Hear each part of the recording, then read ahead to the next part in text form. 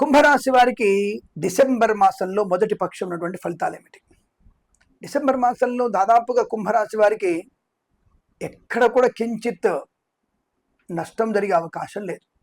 అంతా శుభమయం, అంతా రామమయంలాగా అంతా శుభమయం.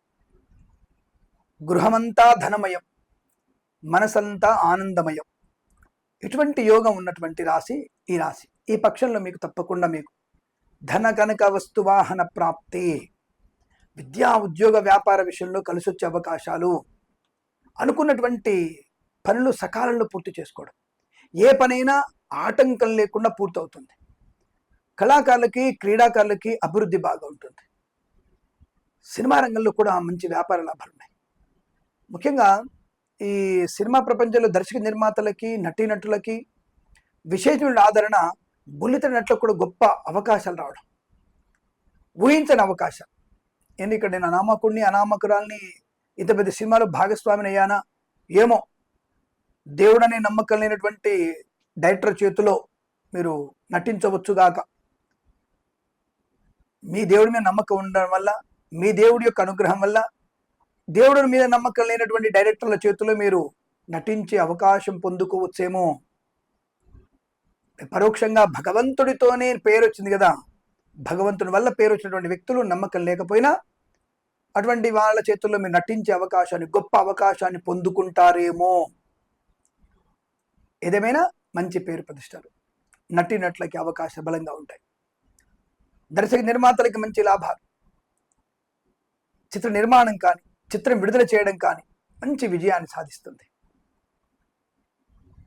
అలాగే కళాకారులకు కూడా మంచి లాభాలు, క్రీడాకారులకు అభివృద్ధి, మంచి అవార్డులు రివార్డులు పొందుకునే అవకాశం. ఈ క్రీడల్లో మంచి పేరు ప్రతిష్టలు, చెస్ కానీ ఇతరత్ర హాకీ కానీ ఏదైనా ఒక మంచి దేశానికి పేరు ప్రతిష్టలు తీసుకొచ్చేటువంటి గెలుపును పొందుకునే అవకాశం ఖచ్చితంగా ఉంటుంది. ప్రధానమంత్రి గారితో మీరు అభినందనలు పొందుకోవచ్చు ఆయన పక్కన కూర్చొని. అటువంటి శుభమైనటువంటి స్థాయి పొందుకుంటారు. అదే మనకున్నటువంటి గొప్పతనం. ఇప్పుడు ఏ వ్యక్తి ఏ క్రీడాకారుడినైనా సరే ప్రధానమంత్రి స్థాయిలో ఉన్నటువంటి వ్యక్తి అభినందిస్తే ఇంకొంతమందికి అది ఇన్స్పిరేషన్గా ఉంటుంది. దాన్ని ఇన్స్పైర్ అంటారు దాన్ని. అటువంటి వ్యక్తులు మాట్లాడే మాటలు జాగ్రత్తగా ఉండాలి. మనం నష్టపోయాము, కష్టం వచ్చిందని చెప్పేసి ఆయన మాట్లాడితే, మన మీద కేసేసిన వాళ్ళని మనం మీద వాదిస్తుంటే, పోయి నువ్వు దేవుని దండం పెట్టుకోపో, నీ దేవునిగా నమ్ముకోపో అంటాడు. న్యాయమూర్తులండి, అలాంటి న్యాయమూర్తి సమాజంలో ఉన్నాం మనం. అంటే సనాతన ధర్మానికి చిల్లులు పెట్టేటువంటి వ్యక్తులు ఎక్కువ ఉన్నారు. మన వాళ్ళే మన కళ్ళల్లో పొడిచేటువంటి వ్యక్తులు.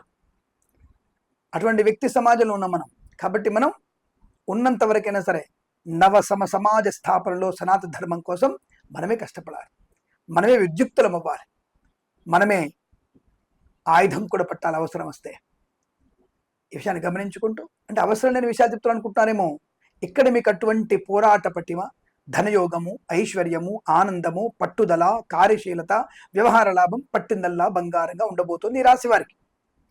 అంటే ఉపేక్షించడవన్నీ కూడా, చెడ్డవాళ్ళని ఉపేక్షించరు, మంచి పనికి ముందుంటారు, ధైర్యంగా ఉంటారు, తల్లిదండ్రులతో సఖ్యతగా ఉంటారు, సంస్కారాన్ని అవలంబిస్తారు, సంస్కృతిని ప్రతిబింబిస్తారు, సంప్రదాయాన్ని ముందుకు తీసుకెళ్తారు, పిల్లలతో జాగ్రత్తగా ఉంటారు, పిల్లల్ని జాగ్రత్తగా చూస్తారు, పిల్లల వల్ల మీరు గౌరవాన్ని పొందుకుంటారు.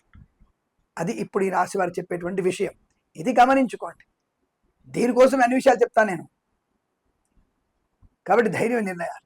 ఇక వ్యాపారంలో ఫార్మా, సిమెంటు, ఐరను, ఇటుకలు, ఇసుక, రాగి, ఇత్తడి, మైనింగ్, కన్స్ట్రక్షన్, రియల్ ఎస్టేట్, మద్యపానం, హోటల్, ఇంటీరియర్, ఎక్స్టీరియర్, ఫర్నిచర్, గాజు పరిశ్రమ, తోలు, రెగ్జిన్, షూ పరిశ్రమ, ఈవెంట్స్ చేసేవారికి, అలాగే నర్సరీ తోటలు, పూజాద్ర వ్యాపారంలోను,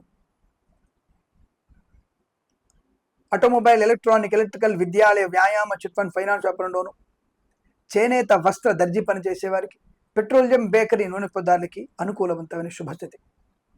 సువర్ణ వజ్రాభరణ ప్రాప్తి పొందుకోవచ్చు.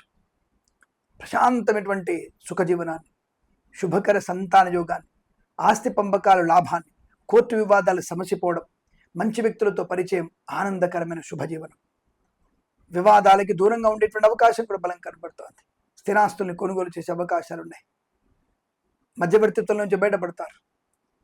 అలాగే మంచి వ్యాపార లక్షణాలు ఉన్నాయి. భాగస్వామి వ్యాపారితో కూడా మంచి శుభయోగాలు, సుఖయోగాలు పొందుకుంటారు. వాహన యోగము, డ్రైవర్లకి, పెయింటర్లకి, ఎలక్ట్రికల్స్ వచ్చే అవకాశం. అలాగే మత్స్యకారులకి మత్స్య సంపద, రుజలు, చేపలు చెల్లెల వారికి, రైతన్నలకి పూలు, పళ్ళు, కూరగాయలు, మినపగుళ్ళు, చింతపండు, బెల్లం, మిర్చి, పత్తి పరిశ్రమ కూడా మంచి లాభాలు ఉన్నాయి. ఆనందయోగం, ప్రయాణ లాభం, తీర్థయాత్ర సేవన, విదేశీ ప్రయాణం, విద్యా సంపన్నత, పోటీ పరీక్షల్లో కానీ అకాడమిక్ పరీక్షల్లో కానీ సంపూర్ణ విజయాన్ని సాధించే అవకాశం. IELTS, GRE, TOEFL, GMAT, SAT ఏ పరీక్ష అయినా సరే సునాయాసంగా పరీక్ష పాస్ అయిపోతారు. అటెంప్ట్ చేయండి, ప్రెజెన్స్ ఆఫ్ మైండ్ బాగా పెట్టండి, ఈజీగా పాస్ అయిపోతారు. ప్రభుత్వ ప్రైవేట్ సంస్థల్లో ప్రమోషన్, ఇంక్రిమెంట్, స్థిర ఉద్యోగ ప్రాప్తి, తాత్కాలిక ఉద్యోగం పర్మనెంట్ అవడం, కారు నియామకాలు, ఉద్యోగాన్ని పొందుకునే అవకాశాలు కూడా బలంగా ఉన్నాయి. ఇలా అనేక రకాల ఆర్థిక ఆనంద లాభాలు. వేద పండితులు, పురోహితులు, బ్రాహ్మణోత్తములు, కులవృత్తుల వారికి, జ్యోతిష్య పండితులకి, వైద్యులకి, వైద్య బృందాల వారికి, న్యాయవాదులకి, ఎల్ఐసి, మెడికల్, గృహ నిర్మాణ జట్లకు కూడా అనుకూలవంతమైన శుభయోగంగా చెప్పబడుతోంది. ఈ పక్షము ప్రతిపక్షము కూడా శుభయోగాల పరంపర ఆనందయోగంగా చెప్పబడుతుంది, అదృష్టవంతంగా చెప్పబడుతుంది. వీరికి ప్రతిపక్షం కూడా అష్టైశ్వర్య ప్రాప్తి పొందాలని కోరుకుంటూ సర్వేజన సుఖినో భవంతు.